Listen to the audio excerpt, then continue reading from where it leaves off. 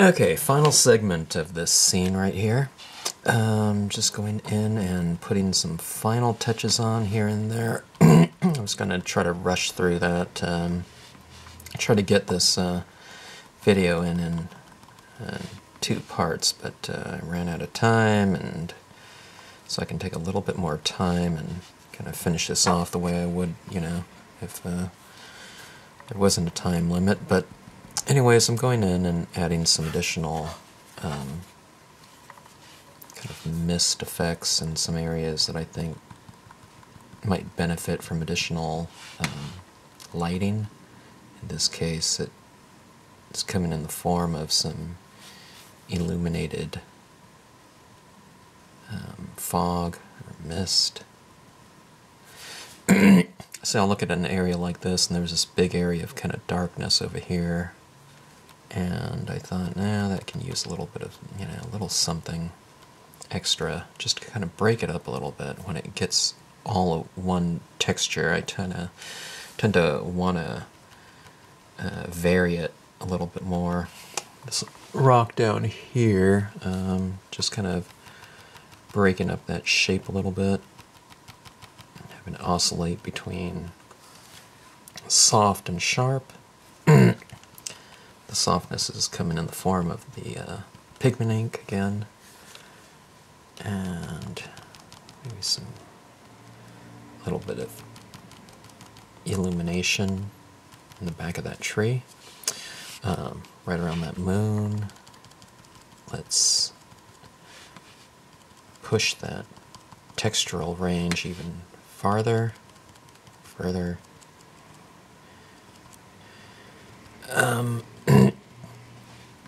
On the side of that tree facing the moon, why not soften up some of that? Like it's capturing some light, maybe. And this area in the background here, let's go in here and add a little bit of mist to that ground.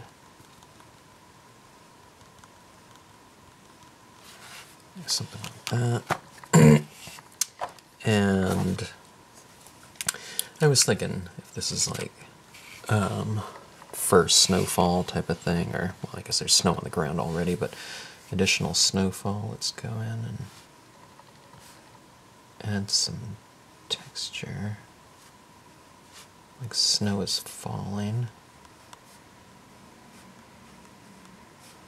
I'll put this over my objects.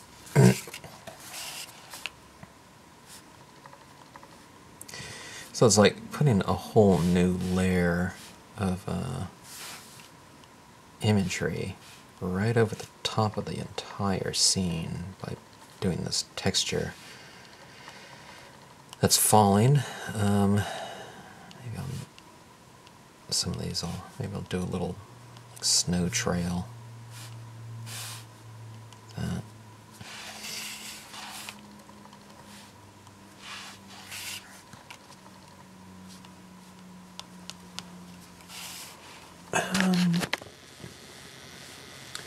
Zoom in here, I'll show you what I'm talking about. These little things of snow, or you know, these little dots that are representing snow. I'm kind of doing a larger dot too. I'm going on and doing a little kind of scribble. You don't just pound harder or something like that. You just kind of draw the circle, you know, in a little circular motion.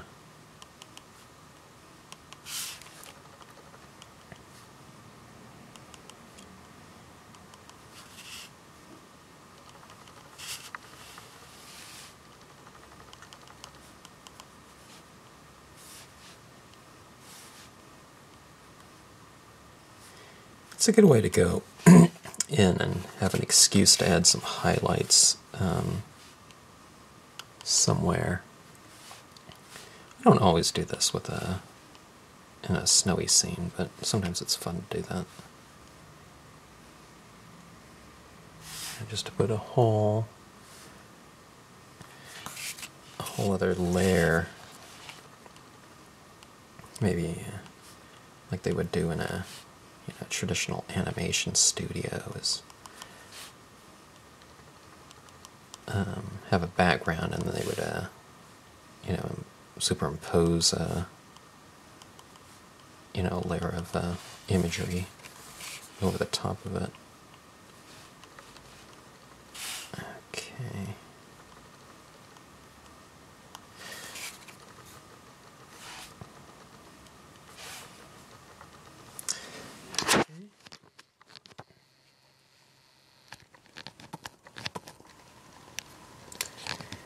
There you have it.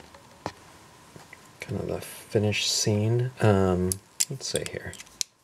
I'm going to do a little compare contrast between that snowy scene and more of the springtime one. Two very similar compositions. They have the same base. I've done some other things in the foreground here than on this one. But just to show you that, you know, you can really change the spirit of a scene, the emotional quality of it, just by changing your color scheme. And I mean, there's some different touches on here than over here, vice versa. But otherwise, you can get a lot of different, kind of a different emotional range, you know, out of all of your stamps. And this one's kind of done to the extreme. You know, we have a winter time, you know, type of image, and this one is a you know, just completely converted over. So, and you can take a you know, a scene like this one. Here's the lakeside cove, and you know, it's not really a winter scene, but I mean, I can do the same types of treatments that I did on these rocks down here. With that gel pen, and I can, if I wanted to, I can snow cap this. So, anyways, just things to keep in mind, and different ways to look at your stamps, and you know, really extend the usage range out of them, turning something from, you know, springtime card to possibly a holiday card or something like that, Christmas card. All right. Anyways, thanks again for watching, as always. Hope you enjoyed it.